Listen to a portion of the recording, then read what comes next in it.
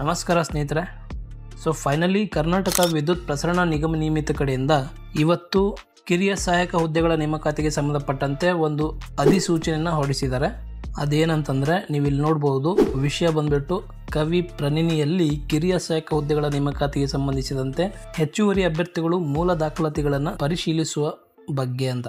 Again they called for A document verification.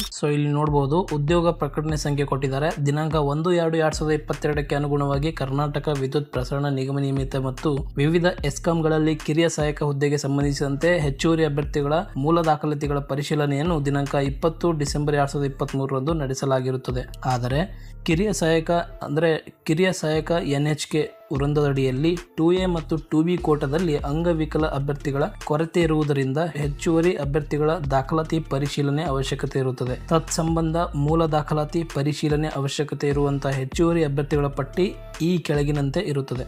Again physically handicapped candidates ದೊರಕಿಲ್ಲ ಅಂತ ಹೇಳ್ತಾ ಇದ್ದಾರೆ. ಇಲ್ಲಿ 9 ಅಡಿಷನಲ್ ಆಗಿ 9 ಅಂಗವಿಕಲ ಅಭ್ಯರ್ಥಿಗಳನ್ನ ಕರೆದಿದ್ದಾರೆ ಡಾಕ್ಯುಮೆಂಟ್ ವೆರಿಫಿಕೇಶನ್ಗೆ.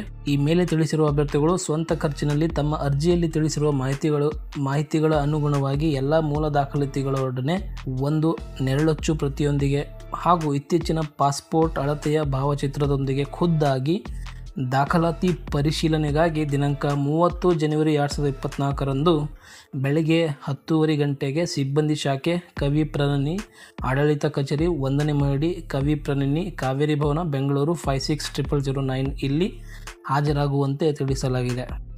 ಇಲ್ಲಿ ಕೊಟ್ಟಿರೋ ಅಡ್ರೆಸ್ಗೆ ಬಂದು ನೀವು ಡಾಕ್ಯುಮೆಂಟ್ ವೆರಿಫಿಕೇಶನ್ನ ಕಂಪ್ಲೀಟ್ ಮಾಡ್ಕೋಬಹುದು. ಈ ಲೈನ್ಸ್ ಮಾತ್ರ ತುಂಬಾ ಸರ್ಪ್ರೈಸಿಂಗ್ ಇದೆ. ಅದೇನೆಂದರೆ ಸದರಿ ದಿನಾಂಕದಂದು ಯಾವುದೇ ಕಾರಣಗಳಿಂದ ಮೂಲ ದಾಖಲಾತಿ ಪರಿಶೀಲನೆಗೆ ಅಭ್ಯರ್ಥಿಯು ಗೈರು ಹಾಜರಾದಲ್ಲಿ ಅಂತಹ ಅಭ್ಯರ್ಥಿಯನ್ನು ನೇಮಕಾತಿ ಪ್ರಕ್ರಿಯೆಯಲ್ಲಿ ಯಾವುದೇ ಆಸಕ್ತಿ ಇಲ್ಲವೆಂದು ಭಾವಿಸಿ ನೇಮಕಾತಿ ಪ್ರಕ್ರಿಯೆಯ ಮುಂದಿನ ಹಂತಕ್ಕೆ ಪರಿಗಣಿಸಲಾಗುವುದಿಲ್ಲ. ಕೆಳಗಡೆ ಇನ್ಸ್ಟ್ರಕ್ಷನ್ಸ್ ಕೊಟ್ಟಿದ್ದಾರೆ, ನೀವು ನೋಡ್ಕೊಳ್ಬೋದು. This is the main reason. ಇದ್ರ ಸಲುವಾಗಿಯೇ ಅವರು ಪ್ರೊವಿಷನಲ್ ಲಿಸ್ಟ್ನ ಬಿಡೋಕ್ಕಾಗಿಲ್ಲ. ಡೆಫಿನೆಟ್ಲಿ ಪ್ರೊವಿಷನಲ್ ಲಿಸ್ಟ್ ಅಂತೂ ಬೇಗ ಬರುತ್ತೆ, ಡೋಂಟ್ ವರಿ ಅಂತ ಹೇಳ್ತಾ ವಿಡಿಯೋನ ಮುಗಿಸ್ತೀನಿ. Thank you for watching. That's it for now.